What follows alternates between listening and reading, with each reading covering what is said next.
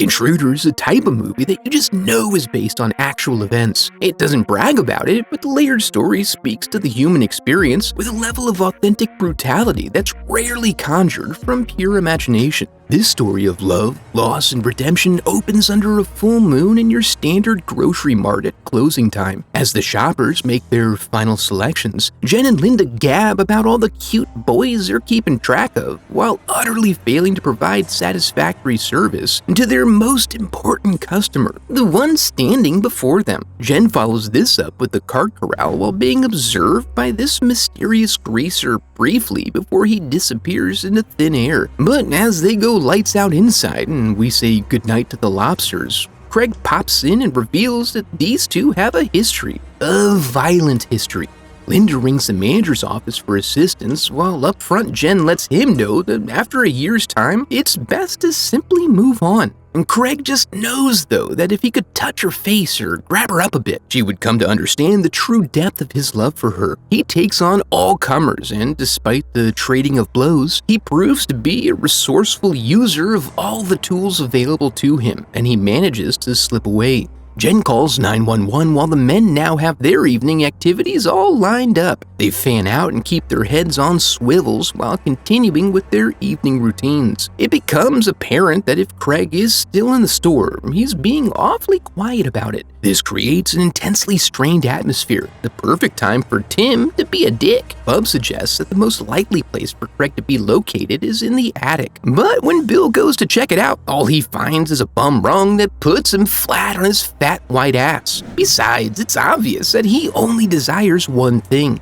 She's notified the police of the disturbance, but all he wants to do now is prove a point about enforcing what's owed to him, both in terms of the change for his pack of cigs and her affection. But the boys find him quickly and order him to screw off. He does, but when he's ready to, because he wanted to, not because they said. With all that behind him, they can finally get to the evening staff meeting where Bill and Danny commend them on their handling of the assault situation, raising their spirits before crushing them with news that they're selling the store and moving on. All of them will be without jobs by the end of the month. Devastating news considering the significant bennies. Some of them have built up 2 full weeks of PTO, and they love it here. This is their home, where they shop. Now they all prepare themselves for a long night of taking inventory and marking down prices. Greg makes a pervy call to Jen just so she knows he's still out there, reinforcing how regretful those 2 months of her life were. When she tried to cut things off with him, he ended up doing 10 months for manslaughter after beating a bouncer to death. Does that sound like a sufficient punishment? Primed by that fun story, Linda answers the next call aggressively, but it's just her boo Teddy, asking her to ensure she remembers bringing the jar of pig's feet with her when she gets off. Who among us doesn't enjoy a swine hoof from time to time? The evening is exposed to a fairly large opening that Dave elects to slide into, sharing a tender moment with Jen and demonstrating his value by providing her access to drugs and inviting her to a party. Meanwhile, out in the aisles, Bub gives some backstory on Craig. Well, Craig used to be really quite cool. Until his dad died, then he started acting like a loser. During break time, they all enjoy their various treats with complimentary milk, while Bill regales them with a story from when he was a volunteer firefighter. They responded to an accident where a victim was missing his head. One of the boys came sauntering back to the scene, ham sandwich in one hand and disembodied head swinging in the other.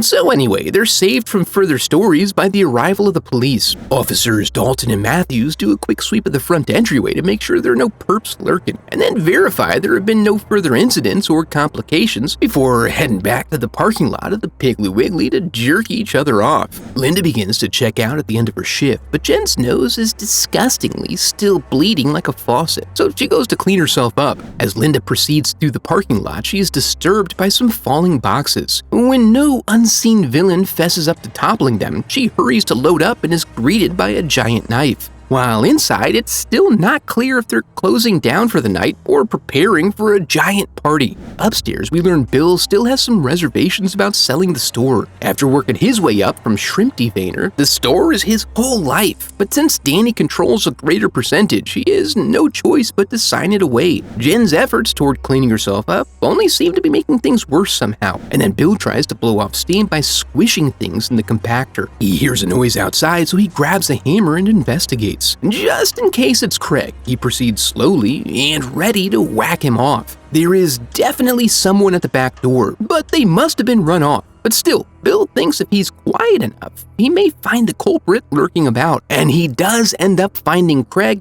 fiddling with the window and manages to give the young man a run for his money, but he does end up taking a hammer to the face. After that, we get a perv's eye view of some mouth breathers soaking in Jen's womanly form in them high-waisted bloused khakis. My God. Then what must be some other person begins to strangle Danny through this artistic bottle shot. He attempts to put out a call for help, but only transmits feedback, which does little more than annoy everyone and relegates his fate to being slowly and forcibly penetrated on the receipt spike until the lights are stained blood red. Whoever that is peeps from the crow's nest down at Jen, who's on the floor having a hard time and minding the till, even though it's well after closing time now. She's just so on edge, but Dave knows how to smooth that out. Before long, he's got her giggling on the conveyor belt while Tim tries to move in to see about adding a little something to the spank bank. Before we get overstimulated, let's go check in with Joe. He's still working on various produce projects, but has adopted the least safe chopping method imaginable. Not for nothing, this does prove to be his downfall. Back on the floor, Jen finally gets to work while we find that Dave is much better at making ladies feel good than he is at stocking shelves. He also fulfills Bub's request for a box cutter by throwing his over, which violates several regulations. Randy takes a detour upstairs and nearly finds Danny, but is distracted by an errant ladder. We then find Tim in the beer cooler when the door creaks open.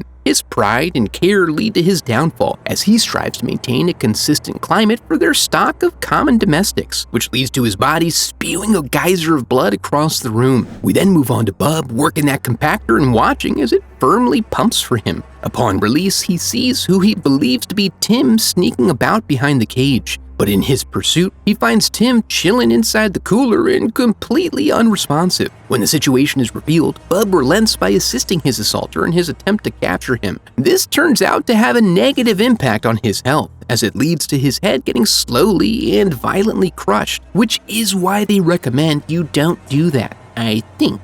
You can let me know if I'm mistaken. Next up is Randy taking inventory in the old meat locker. Among the various cuts, he finds an unexpected serving of long pig, but he has quickly lateral raised onto a meat hook. Tender Dave is back out in the aisle breaking down his own boxes, which would be easier with his box cutter. But when he hollers at Bub, that turd sends his cutter back over with the blade out. He goes to address this at the deli counter where any excess blood will go unnoticed. Then he finishes in the bathroom where he finds a pair of feet that he assumes to be another prank. Then a smattering of dust piques his curiosity and he finds Danny hanging out as an attic freak now. He sees out the window that Craig is back, so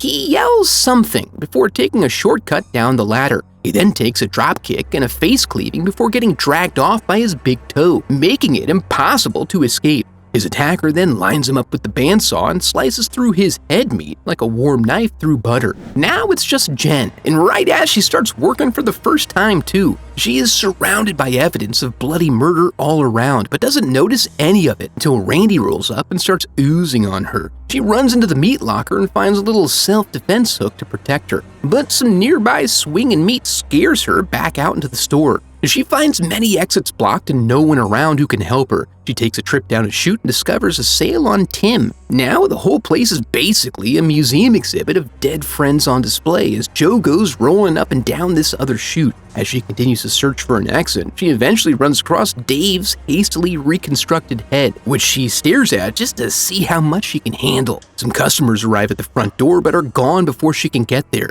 Then, in her highly startleable state, someone finally gets one over on Craig. She wallows in this momentarily, until the sound of a closing door indicates it might not have been Craig who killed them folks. Luckily, it's just Gentle Bill, sauntering out looking slick as a whistle, calming our frazzled nerves with his kind eyes. But after a warm embrace, Jen notices that she has more blood on her than before. The ruse revealed, Bill explains that losing his autonomy and control over other people has broken his mind. He jumps down to confront her and, what the hell, Bill? It's quite simple. Once you feel the deep love of an entrepreneur for his business, you'll let nothing get in the way of success, even if that means rehiring your entire staff. She manages to bean him with a bottle and hide inside an end cap that is, unfortunately, underlit. So when he gets to searching, he finds her right away, but he has to get through the popcorn first, and that is no easy task. She manages to escape, but he's not worried because he knows the ins and outs of this place like an old lover. He tries to find an alternate exit to the building, but old Bill built his store to survive an explosion. The bread boy arrives with his loaves, but Bill's got the keys, so he takes him from behind. Scrambling for her next move, Jen is startled by a noise. Who's there? One guess. Okay, two guesses. What appears to be Danny, still hoping someone will solve his problems for him, turns out to be Bill pulling a goof. He's crazy enough to block a stab attempt in a way that guarantees he won't be tying his own shoes for a couple of weeks. Then he makes his crazy advance just like the psycho from his firefighter story earlier. Enjoying the pursuit, he watches as she scurries off. Jen runs into Craig, who has recovered from his neck puncture. He has a whole plan about escaping through the bathroom window. It's a plan Jen freely accepts as a gift, while Craig hangs back to distract Bill by getting beaten to death with another man's head. Jen makes it to her vehicle, but this turd is booby-trapped every damn thing. His flair for theatrics allows Jen the chance to borrow Linda's knife and deliver it express directly into his titties. But it pops out when he falls back, which allows him to continue to live. When he attempts to get a piece of Jen, Craig now pops out, twice revived from the dead, and hacks away at Bill until he stops moving. A huge win for Craig, as I believe this now makes them husband and wife. Their union will remain unconsummated, however, because the police roll up on this bloodbath and Bill retains consciousness just long enough to blame them for everything.